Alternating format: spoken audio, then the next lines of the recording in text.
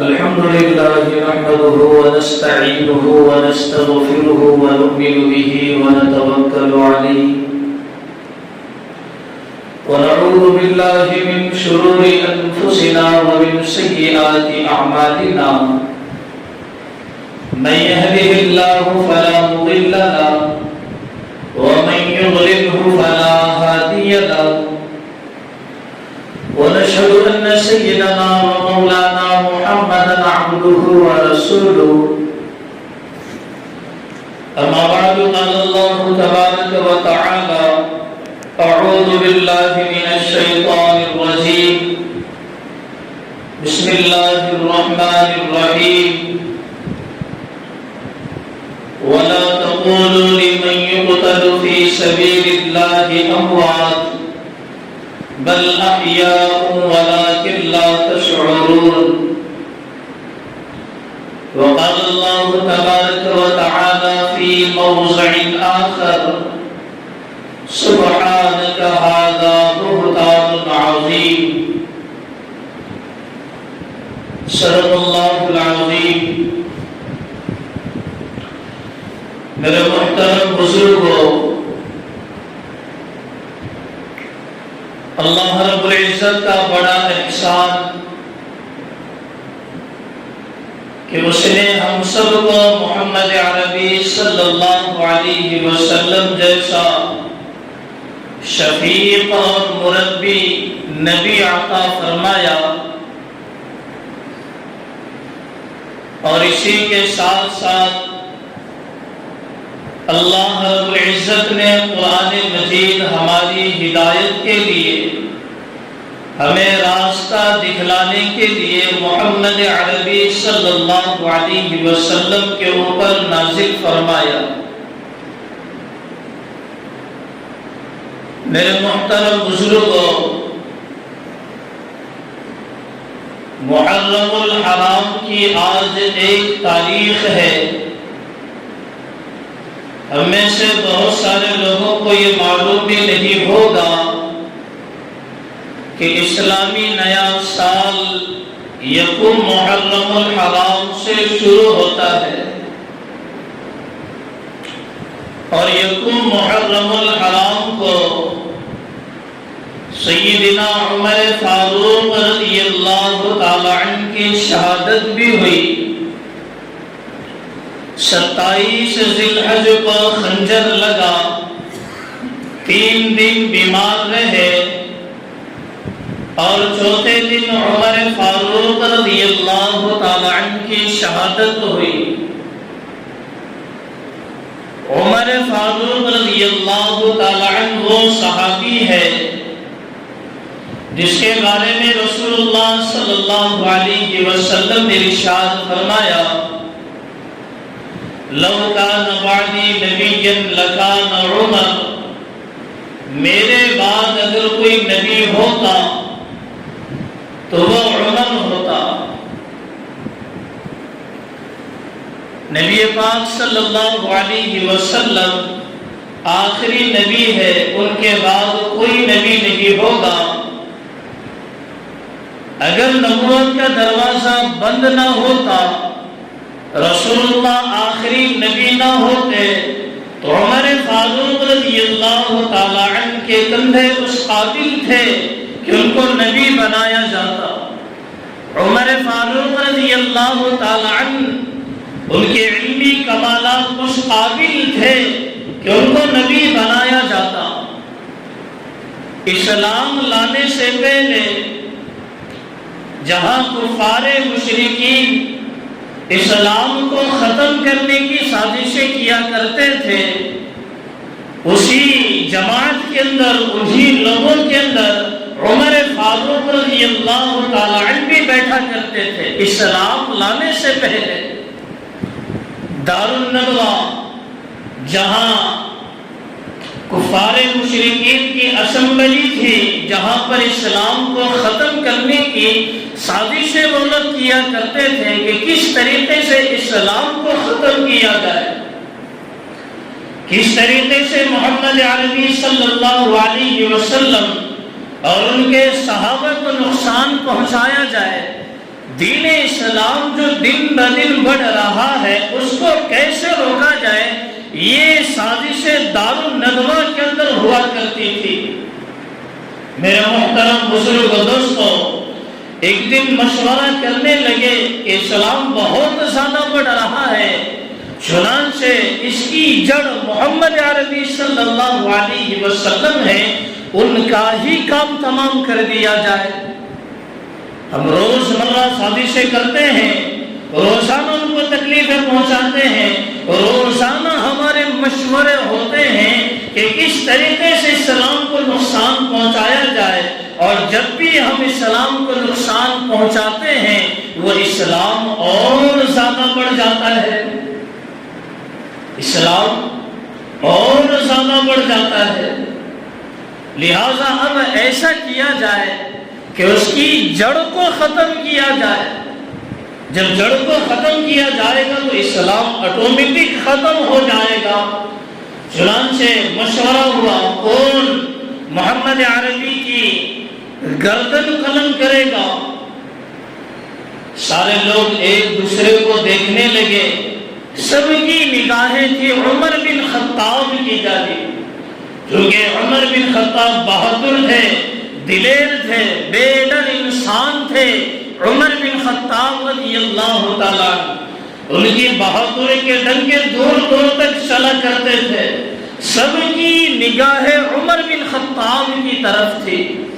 میرے محترم بزرگ و دوستو، رسول اللہ صلی اللہ علیہ وسلم نے دعا کی تھی، اللہم اعز الاسلام باحد العمرین، کہ رسول اللہ نے دعا کی اللہ اسلام کو عزت بخشنے کے لیے، اسلام کو پھیلانے کے لیے، اسلام کو ایک نئی طاقت بخشنے کے لیے عمر بن خطاب یا عمر بن ہشام کو میں مانگتا ہوں۔ رسول اللہ نے دعا کی، آپ عمر بن خطاب کو اسلام کے لیے دے دیجئے یا عمر بن ہشام ابو جہل کو اسلام کے لیے دے دیجئے۔ رسول اللہ نے دعا کی، اور ادھر دار الندوہ کے اندر یہ سازشیں ہونے لگی کہ عمر بن خطاب جائے گا اور رسول اللہ کو ختم کرے گا۔ چنانچہ عمر بن خطاب رضی اللہ تعالیٰ عنہ اپنی تلوار لیے ہوئے رسول اللہ کا گردن اڑانے کے لیے جا رہے ہیں، تقدیر بھی ان کے اوپر مسکراتی ہے، جا رہے ہیں گردن اڑانے کے لیے، اور واپس آتے ہیں رسول اللہ کے دربار کے اندر اپنی جان مال سب نچھاور کر کے۔ میرے محترم بزرگ و دوستو، قبول اسلام کے بعد کی زندگی حضرت عمر کی الگ ہے، اسلام سے پہلے کی زندگی الگ ہے۔ اسلام لانے سے پہلے تو اسلام کے دشمن بن کر پھرا کرتے تھے، اور اسلام لانے کے بعد اسلام کے پھیلانے والے بن کر پھر رہے ہیں۔ میرے محترم بزرگ و دوستو، یکم محرم الحرام حضرت عمر بن خطاب رضی اللہ تعالیٰ عنہ کی شہادت ہوئی، آج سے تقریباً 1422 سال پہلے عمر بن خطاب رضی اللہ تعالیٰ عنہ کی شہادت ہوئی۔ اگر ہم ان کی فضائل کی اگر بات کریں، کیا فضیلت ہے عمر بن خطاب رضی اللہ تعالیٰ عنہ کی، اسلام کی نظر میں، رسول اللہ کی نظر میں، اللہ کی نظر میں کیا مرتبہ ہے عمر بن خطاب رضی اللہ تعالیٰ عنہ کا؟ تو رسول اللہ صلی اللہ علیہ وسلم نے عمر بن خطاب کو مانگا تھا اسلام کے لیے، مانگا تو ابو جہل کو بھی تھا، لیکن ملا عمر بن خطاب رضی اللہ تعالیٰ عنہ۔ اسلام کو بہادری پسند ہے، بزدلی پسند نہیں ہے۔ چونکہ ابو جہل بزدل تھا، اس لیے اس کو اسلام نہیں ملا۔ عمر بن خطاب بہادر تھے، اس لیے عمر بن خطاب کو اسلام ملا۔ اس سے پتہ چلا اسلام کو بہادری پسند ہے، بزدلی پسند نہیں ہے۔ میرے محترم بزرگ و دوستو، اسلام لانے کے بعد ایسے ایسے کام عمر بن خطاب رضی اللہ تعالیٰ عنہ نے انجام دیے ہیں کہ تاریخ کے صفحات گواہ ہے۔ میرے محترم بزرگ و دوستو، رسول اللہ صلی اللہ علیہ وسلم نے عمر بن خطاب رضی اللہ تعالیٰ عنہ کو جنت کی بشارت سنائی ہے، اور سب سے بڑی چیز تو رسول اللہ نے یہ کہا کہ میرے بعد کوئی نبی ہوتا تو وہ عمر ہوتا۔ 22 لاکھ مربع میل پر جس نے حکومت کی ہو، رسول اللہ کے بعد پہلے خلیفہ ابو بکر بنے، ان کے بعد دوسرے خلیفہ حضرت عمر بن خطاب رضی اللہ تعالیٰ عنہ بنے، جس نے 22 لاکھ مربع میل پر حکومت کی ہے، کم نہیں ہے، 22 لاکھ مربع میل پر ایسی حکومت کی ہے کہ خود فقیرانہ زندگی گزار رہے ہیں۔ ایسا نہیں کہ بڑے بادشاہ ہیں، بڑے عالیشان لباس ہوگا یا بڑا عالیشان ان کا محل ہوگا، نہیں، کہ فقیرانہ لباس ہے ان کے جسم کے اوپر، درخت کے نیچے آرام بھی کر رہے ہیں تو سر کے نیچے اینٹ کا سہارا ہے۔ ایسی زندگی عمر بن خطاب رضی اللہ تعالی عنہ نے گزاری ہے، اور ان کی تلوار کو اللہ نے جو مقام عطا کیا ہے کہ ایک مرتبہ بیت المقدس کو فتح کرنے کے لیے جا رہے ہیں۔ بیت اللہ کے بھی فاتح حضرت عمر بن خطاب ہے، اور بیت المقدس کے بھی فاتح حضرت عمر بن خطاب رضی اللہ تعالی عنہ ہے۔ نبوت کا جب اعلان ہوا، کھلم کھلا دین اسلام کی اشاعت کا رسول اللہ نے جب اعلان کیا تو کعبۃ اللہ کے اندر نماز پھر بھی ادا نہیں کی گئی۔ سن 5 ہجری کے اندر عمر بن خطاب نے اسلام قبول کیا، اور اسلام قبول کرنے کے بعد رسول اللہ کو اور صحابہ کو بیت اللہ شریف کے اندر لے کر گئے، وہاں پر کھلم کھلا انہوں نے سن 5 ہجری کے اندر نماز ادا کی، اور دوسری جانب کفار مشرکین انتظار کر رہے ہیں کہ عمر بن خطاب رسول اللہ کا سر لے کر آئے گا۔ عمر بن خطاب نے ان کو پیغام دیا، کل کو اگر یہ کہا جائے تمہارے بچوں کو کہ تمہارا بھی باپ ہوا کرتا تھا، آج تم یتیم ہو گئے، تمہاری عورتوں کو یہ کہا جائے کل کو تمہارا شوہر ہوا کرتا تھا، آج تم بیوہ ہو گئے، تو آ جاؤ عمر کی تلوار کے سامنے آ کر نبوت کا راستہ روک کر بتا دو۔ یہ للکار تھی حضرت عمر کی کفار مشرکین کے لیے۔ میرے محترم بزرگ و دوستو، بیت المقدس کو جب فتح کرنے کے لیے جا رہے، ایک سواری ہے، حضرت عمر ہے اور ان کا غلام اسلم نامی غلام ان کا ساتھ میں، سواری ایک ہے، نکلے بیت المقدس کی جانب۔ تو حضرت عمر نے کہا سواری ایک ہے، ہم ایسا کریں گے تھوڑی دیر غلام اسلم اوپر بیٹھے گا، تھوڑی دیر میں بیٹھوں گا، جب غلام کی باری ہوگی تو میں نکیر پکڑوں گا، جب میری باری ہوگی تو غلام نکیر پکڑے گا۔ اور اتفاق ایسا ہوا، جب بیت المقدس کے قریب جب وہاں پر پہنچے، جیسے ہی داخل ہونا تھا تو باری تھی غلام کی، اور حضرت عمر نکیر لے کر چل رہے ہیں۔ میرے محترم بزرگ و دوستو، غلام اسلم نے کہا کہ اے امیر المؤمنین آپ اوپر بیٹھ جائے، باری میری ہے لیکن میں پیدل چلوں گا، آپ اوپر بیٹھ جائے، سامنے بڑے بڑے سردار موجود ہوں گے، آپ اوپر بیٹھ جائے۔ تو اس وقت عمر بن خطاب رضی اللہ تعالیٰ عنہ نے کہا اگر میں نے یہاں پر بے انصافی اگر کی تو عمر کے عدل و انصاف کے اندر رکھنا پیدا ہو جائے گا، لہذا میں بے انصافی نہیں کروں گا۔ میرے محترم بزرگ دوستو، بیت المقدس کو فتح کرنے کے لیے کوئی جنگ نہیں لڑی گئی، کسی کا خون نہیں بہایا گیا۔ وہاں پر جو بڑے بڑے جو پادری جو لوگ بیٹھے ہوئے تھے، جو انجیل کے عالم تھے، انجیل کو جنہوں نے پڑھا تھا، جاننے والے تھے، انہوں نے دیکھا کہ عمر پیدل چل کر آ رہا ہے، لہٰذا چابیاں ان کے حوالے کر دی جائے۔ کیوں کہ ہم نے انجیل کے اندر یہ پڑھا تھا کہ ایک دور ایسا آئے گا، خاتم النبیین آئیں گے، ان کے ساتھیوں میں سے ایک ساتھی ہوگا عمر بن خطاب، جو بیت المقدس کو فتح کرنے کے لیے آئے گا، سواری کے اوپر غلام سوار ہوگا، اور عمر بن خطاب پیدل چل کر بیت المقدس آئے گا۔ اپنے غلام کو سواری کے اوپر بٹھائے گا، ان کا لباس ایسے ہوگا، ان کے چہرے کا نور ایسے ہوگا، لہٰذا ہم نے نشانیاں پڑھی تھی، لہٰذا یہ چابیاں ہم آپ کے حوالے کرتے ہیں۔ بغیر کسی لڑائی کے بیت المقدس کو حضرت عمر بن خطاب نے فتح کیا تھا۔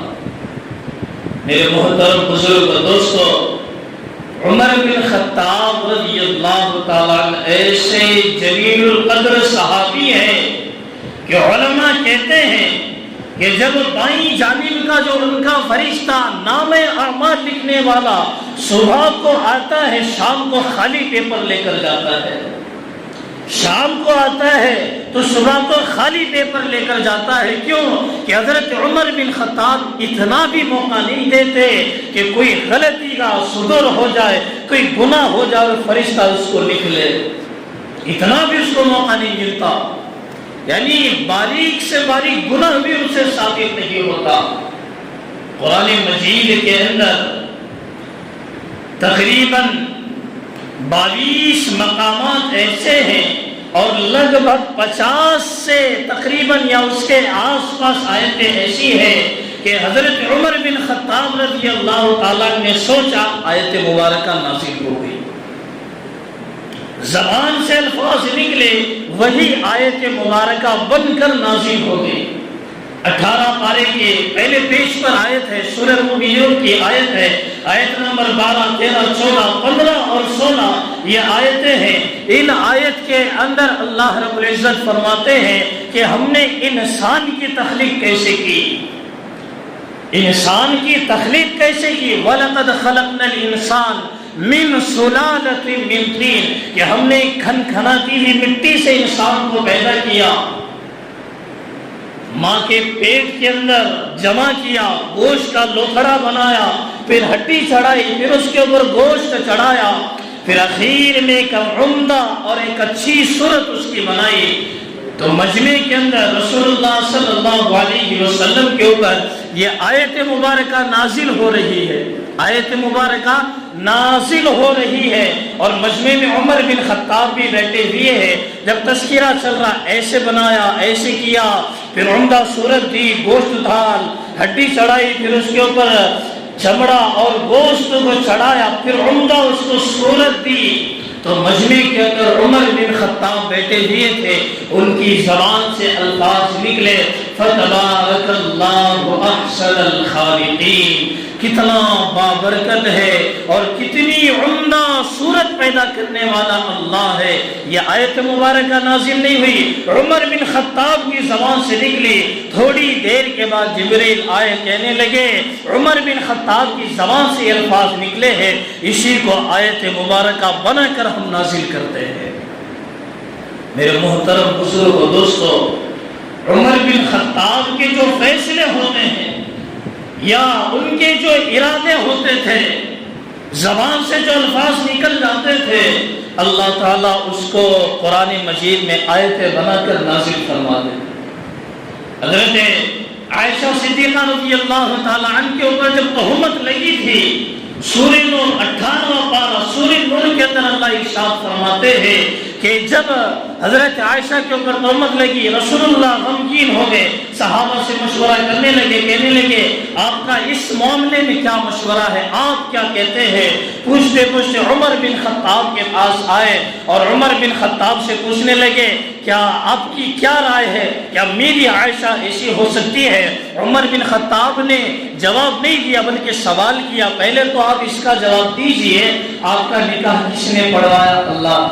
حضرت رسول اللہ نے کہا میرا نکاح اللہ نے پڑھوایا ہے۔ تو حضرت عمر نے کہا کہ جس کا نکاح رسول اللہ نے اللہ نے پڑھوایا ہو، کہ جس کا نبی پاک ہو اور اس کی ہم سفر ناپاک ہو، یہ کیسے ہو سکتا ہے؟ سبحانک ھذا بہتان عظیم، یہ تو حضرت عائشہ کے اوپر بہت بڑا بہتان ہے۔ یہ الفاظ حضرت عمر کی زبان سے نکلے اور وہی قرآن بن کر نازل ہو گیا۔ ایسی بہت ساری قرآن مجید کے اندر آیت ہیں، لگ بھگ 50 آیت قرآن مجید کے اندر ایسی ہے کہ حضرت عمر جو چاہتے قرآن مجید میں وہ آیتیں بن کر نازل ہو جاتے ہیں۔ میرے محترم بزرگوں دوستو، جلیل القدر صحابی عمر بن خطاب رضی اللہ تعالی عنہ ملک شام فتح کرنے کے لیے جا رہے ہیں۔ رسول اللہ صلی اللہ علیہ وسلم، بخاری شریف کی ایک حدیث ہے جو بڑی لمبی چوڑی حدیث ہے، دحیہ قلبی کے نام سے رسول اللہ نے پیغام بھیجا کہ دحیہ بن خلیفہ قلبی رحمت رضی اللہ تعالیٰ کی یہ پیغام لے جاؤ، اس بادشاہ کو دے دینا۔ وہ بادشاہ انجیل کا عالم بھی تھا، پڑھا لکھا تھا، ساری نشانیاں اس کو معلوم تھی۔ جب دحیہ خلیفہ قلبی رضی اللہ تعالیٰ جب وہاں پر پہنچے تو اسلام لانے کا اس کا ارادہ تھا، اس بادشاہ اسلام قبول کرنے کا، لیکن لوگوں نے اس کو دھمکی دی تھی کہ اگر اسلام قبول کرے گا تو تیری حکومت ہم تجھ سے چھین لیں گے۔ تو وہ ڈر گیا، اس نے اسلام قبول نہیں کیا۔ لیکن جو صحابی رسول اللہ کا پیغام لے کر وہاں پر پہنچا، اس کا اکرام کیا، اس کو رات میں اس نے وہ ٹھہرایا۔ رات کے اندھیرے میں اس بادشاہ نے اس صحابی کو ایک کمرے کے اندر لے کر گیا جہاں پر بہت ساری مورتیاں بنی ہوئی تھی، نقش و نگار آرٹسٹ تھا وہ بادشاہ، اپنے ہاتھ سے مورتیاں بناتا تھا، اسکیچ وہ بنایا کرتا تھا۔ اس نے ایک تصویر دکھائی، پہلے زمانے میں تصویر ایسے بناتے تھے کہ کسی سے سن لیا ہو کہ وہ انسان کیسا ہو تو اپنے علم کے مطابق تصویر اس کی بنا دی، یا تاریخ کا جاننے والا ہو جو نشانیاں اس نے پڑھی ہے اس کے مطابق اس نے اسکیچ بنوایا ہو۔ تو اس نے ایک تصویر بتائی اس صحابی کو، دحیہ بن خلیفہ قلبی رضی اللہ تعالیٰ کو ایک تصویر بتائی، اس کے ساتھ میں 2 تصویریں اور بتائی اور پوچھنے لگا کیا تم ان کو پہچانتے ہو؟ وہ صحابی کہنے لگے ہاں میں ان کو پہچانتا ہوں، یہ تصویر رسول اللہ جیسی ہے، اور دوسری تصویر جو ہے وہ ابوبکر جیسی ہے، اور تیسری جو تصویر ہے وہ عمر جیسی تصویر ہے۔ میرے محترم بزرگوں دوستو، تو صحابی پوچھنے لگے ان تینوں حضرات کا کبھی یہاں پر آنا نہیں ہوا، یہ تینوں حضرات رسول اللہ، ابوبکر اور عمر یہاں پر کبھی نہیں آئے، آپ نے یہ تصویر کیسے بنائی؟ کہنے لگے کہ ہم نے انجیل کے اندر اس کی نشانیاں پڑھی تھی جس کے بل بوتے پر ہم نے ان کی تصویر بنائی۔ میرے محترم بزرگ و دوستو، یہ مقام اللہ رب العزت نے عمر بن خطاب رضی اللہ تعالی عنہ کو عطا کیا۔ یکم محرم الحرام ان کی شہادت کا دن ہے اور اسلامی نیا سال بھی ہے۔ معاشرے کے اندر بہت ساری برائیاں پھیلی ہوئی ہیں، آئندہ اور پھیلے گی، ایسا نہیں کہ برائیوں کے اندر کمی آئے گی، آئندہ اور پھیلے گی، برائیاں پھیلی ہوئی ہے۔ لوگ نئے سال کی خوشیاں مناتے ہیں، تقریباً 70 یا 75% مسلم معاشرہ ایسا ہے ان کو معلوم نہیں اسلامی نیا سال شروع کہاں سے ہوتا ہے، معلوم نہیں۔ آج بھی بہت سارے لوگوں کو یہ بھی نہیں معلوم کہ آج محرم الحرام کی پہلی تاریخ نہیں معلوم۔ کیوں؟ کہ نام آدھار کارڈ کے اوپر مسلمان سلمان یہ لکھا ہوا ہوتا ہے، کام ہوتے ہیں خیروں جیسے، نام لکھ دیتے ہیں ہم مسلمان ہیں لیکن کام ہوتے ہیں غیروں جیسے، معلوم نہیں اسلامی نیا سال کون سا ہے، کس فرقے سے تعلق رکھتے ہو، کس کو فالو کرتے ہو؟ کہتے ہیں رسول اللہ کو فالو کرتے ہیں ہم۔ آدھار کارڈ کے اوپر ریلیجن لکھا ہوتا ہے مسلم، لیکن کام ہوتے ہیں غیروں جیسے، کام ہوتے ہیں شیطانی اعمال ہوتے ہیں ہمارے۔ معلوم نہیں اسلامی سال کہاں سے شروع ہوتا ہے، اور اسلامی سال جب شروع ہوا تو پہلی تاریخ کو کیا ہوا تھا معلوم نہیں۔ میرے محترم بزرگ و دوستو، یہ عمر بن خطاب رضی اللہ تعالی عنہ ہیں جن کی شہادت ہوئی، خنجر لگا، 27 ذی الحج کو خنجر لگا تھا، 3 دن بیمار رہے، 4تھے دن ان کی وفات ہوئی۔ میرے محترم بزرگ دوستو، بڑے جلیل القدر صحابی گزرے ہیں، ہمیشہ جیسے رسول اللہ فکر کیا کرتے تھے امت کی. حضرت عمر بھی اسی فکروں کے اندر مبتلا رہتے تھے, اسی فکروں کے اندر مبتلا رہتے تھے. بڑی صلاح مربع میل پر جن کی حکومت تھی, اور لباس اگر دیکھا جائے تو فقیروں جیسا لباس ان کے جسم کے اوپر تھا. مزدور کی طرح اپنی مزدوری بیت المال سے لیتے تھے. ایک مزدور کی جتنی مزدوری ہوتی تھی اتنی ہی مزدوری بیت المال سے حضرت عمر بن خطاب رضی اللہ تعالی عنہ لیا کرتے تھے. میرے محترم بزرگ دوستو, نیا سال اسلامی نیا سال شروع ہو رہا ہے. یہاں سے ہم عزم و ارادہ کریں. ہم پچھلے سال کئی سال سے ہم نمازیں نہیں پڑھتے تھے, اب ہم یہاں سے نمازیں پڑھنا شروع کریں گے. کئی سالوں سے ہم نافرمانیاں کیا کرتے تھے, اب ہم یہاں سے فرما برداری کرنا شروع کریں گے. ہم نیک بننے کی ہم یہاں سے کوشش کریں گے. یہ ارادے, یہ عزم ہونے چاہیے نئے سال سے ہمارے. نمازی بنیں گے, فرما بردار بنیں گے, رسول اللہ کے چاہنے والے بنیں گے, اللہ کی اطاعت و فرما برداری کرنے والے ہم لوگ بنیں گے. یہ ارادے, یہ عزم ہونے چاہیے نئے سال کے اوپر. میرے محترم بزرگ دوستو, اللہ رب العزت سے دعا ہے کہ اللہ تعالی ہم سب کو کئی بھی باتوں پر عمل کرنے کی توفیق عطا فرمائے. جو حضرات سنت نہیں پڑھے وہ سنت